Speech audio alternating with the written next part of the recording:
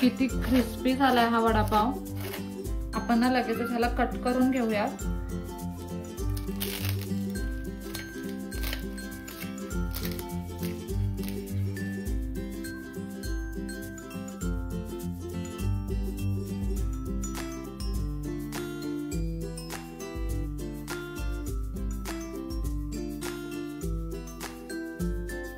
Hello friends, स्वागत आहे तुमचं पुन्हा एकदा बाईट्स विथ प्रणू चॅनल मध्ये। सो आज ना काही खूप मोठी अशी रेसिपी घेऊन आलेलो नाहीये आपण। आज ना घरी वडापाव आणला होता। आता मला तो नॉर्मल वडापाव खाऊन ना अक्षरशः कंटाळा आलाय। मग म्हटलं आपण वडापावलाच थोडंसं काहीतरी ट्विस्ट देऊयात, म्हणून ना मी आज फ्युजन वडापाव बनवणार आहे।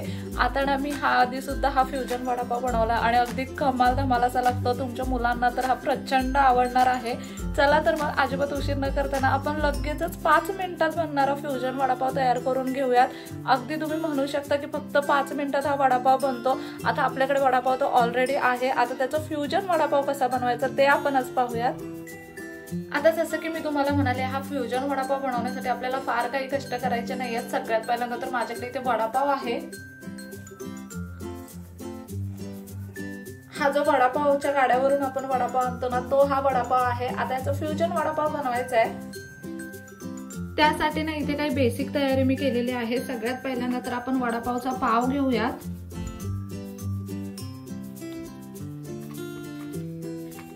आता ह्या पावाला ना आपल्याला सॉस आणि मायोनीज लावून घ्यायचं आहे। सगळ्यात पहिल्यांदा तर एका बाजूला मायोनीज टाकून घेऊयात, दुसऱ्या बाजूला सॉस टाकून घ्यायचा आहे। टोमॅटो केचप टाकले आपण इथे। हे दोन्ही आता ना स्प्रेड करून घेऊयात।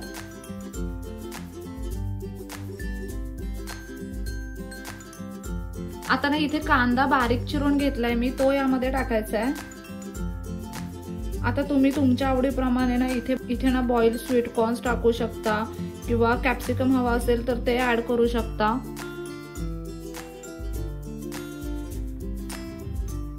कोबी असेल तुमच्याकडे तर तो सुद्धा टाकू शकता। म्हणजे एकंदरीत ज्या काही व्हेजिटेबल तुमच्याकडे आहेत ना त्या तुम्ही याच्यामध्ये ऍड करू शकता। आता ही जी वडापावची चटणी येते ना वडापाव सोबत, ती आपण यावरती थोडी टाकायची आहे। थोडीशी ही चटणी टाकून घेऊयात। वडा ठेवायचा आहे। ह्या वड्याला ना थोडंसं असं प्रेस करून घ्यायचंय।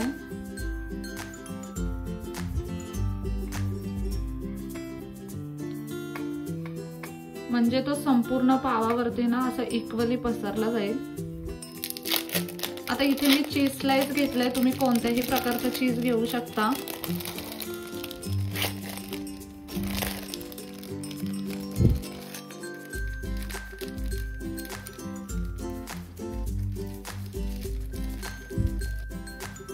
आता हे चीज यावरती ठेवूयात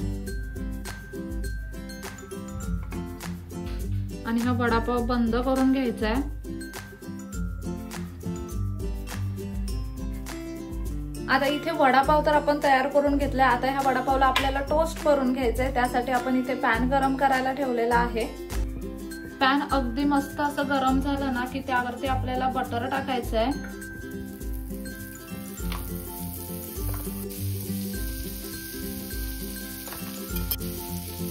आता हा वडापाव यावरती ठेवायचा आणि वडापावना दोन्ही बाजूने अगदी मस्त असा टोस्ट करून घ्यायचा आहे आपल्याला।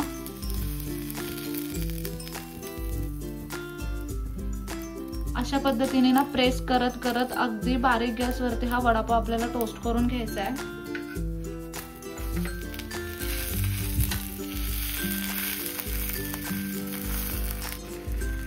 भरपूर असं बटर लावायचंय। बटर लावायला अजिबात चिंगूसपणा करायचा नाहीये।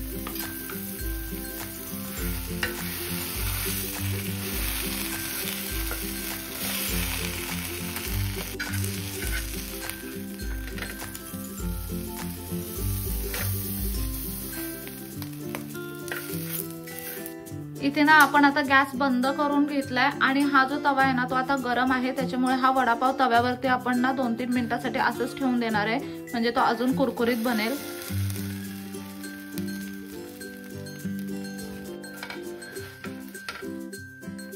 अगदी इन्स्टंट असा हा फ्युजन वडापाव बनून तयार आहे। आता लगेच त्याला ना कट करून टेस्ट करून बघूयात आपण।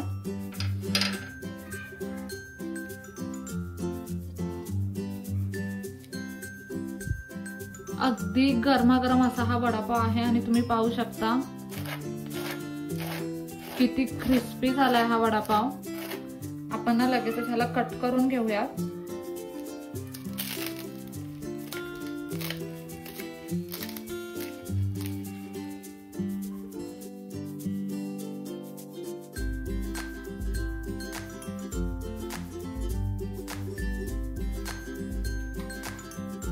वरून थोडासा बारीक चिरलेला कांदा टाकूयात।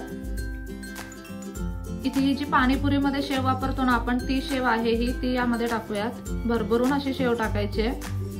मस्त वडापाव खाताना शेवचा जो क्रंचीनेस आहे ना तो खूप छान लागतो। वडापाव सोबत जी लाल चटणी येते ना ती थोडीशी स्प्रिंकल करूयात।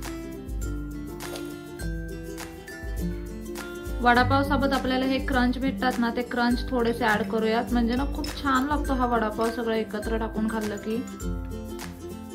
थोडासा कलर ऍड करण्यासाठी अगदी किंचितशी कोथिंबीर आपण टाकूयात।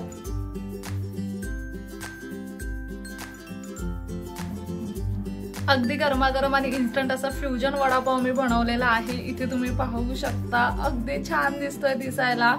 म्हणजे ना चीज वगैरे टाकलं की लहान मुलं खूप जास्त आवडीने खातात। मला पर्सनली खूप जास्त चीज आवडतं, त्याच्यामुळे ना मी ह्याच्या आधी सुद्धा वडापाव बऱ्याच वेळा अशा पद्धतीने करून खाल्लाय आणि आमच्या घरातल्या लहान मुलांना दिल्यावरती सुद्धा तो खूप जास्त आवडतो। कधी कधी काय होतं की खूप साऱ्या रेसिपीज असतात ज्या ना आपण अगदी रॅन्डमली करून जातो, थोडासा वेगळा ट्विस्ट देऊन, पण ना त्या नेहमीच्या रेसिपीला थोडासा वेगळा टच भेटतो आणि ते अजून छान लागते। वडापाव तर आपण सगळे सारखंच खातो, त्याच्यामुळे कधीतरी वडापाव खाऊन कंटाळा आला तर अशा पद्धतीने तुम्ही फ्युजन वडापाव बनवू शकता। आता बाहेर जर हा तुम्ही वडापाव घ्यायला गेलात ना तर खूप महाग भेटतो।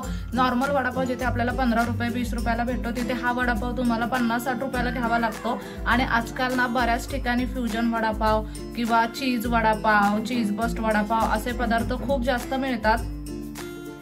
हेच पदार्थ आपण घरी खूप सोप्या पद्धतीने आणि सगळ्यात महत्त्वाचं म्हणजे अजिबात खर्च न करता सगळ्या घरगुती सामानांमध्ये बनवू शकतो। आता ह्या वडापावला 4 छान लावण्यासाठी मी इथे सोबत स्वतःसाठी चहा सुद्धा बनवलेला आहे।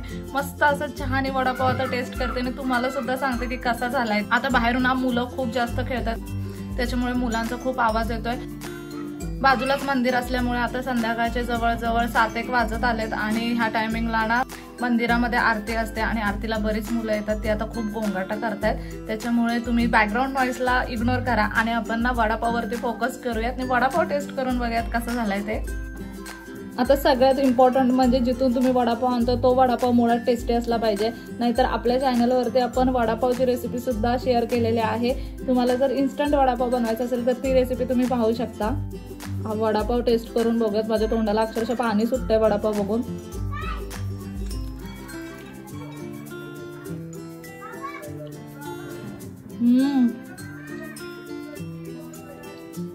कमाल। अजून एक बाईट खाते।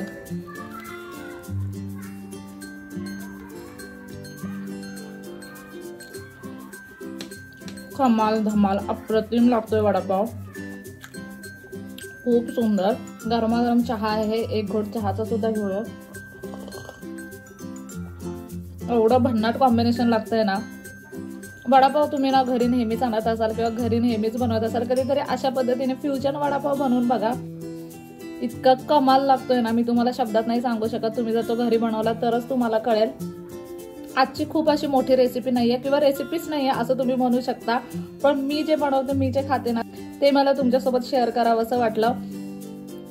ज्या पद्धतीने आपण फ्युजन डोसा केला होता ना, अगदी त्याच पद्धतीने हा फ्युजन वडापाव आहे। फ्युजन डोसा सुद्धा एकदम कमाल लागतो, त्याची रेसिपी सुद्धा चॅनलवरती अपलोड केलेली आहे। आता ना मी पटकन हा व्हिडिओ संपवणार आहे आणि ह्या वडापाववरती फोकस करणार आहे। तोपर्यंत तुम्हाला आजचा व्हिडिओ आवडला असेल ना तर मला कमेंट करून नक्की सांगा। चला तर मग नेक्स्ट व्हिडिओमध्ये भेटूया, तोपर्यंत मस्त खा, भरपूर फिरा आणि आनंदी राहा।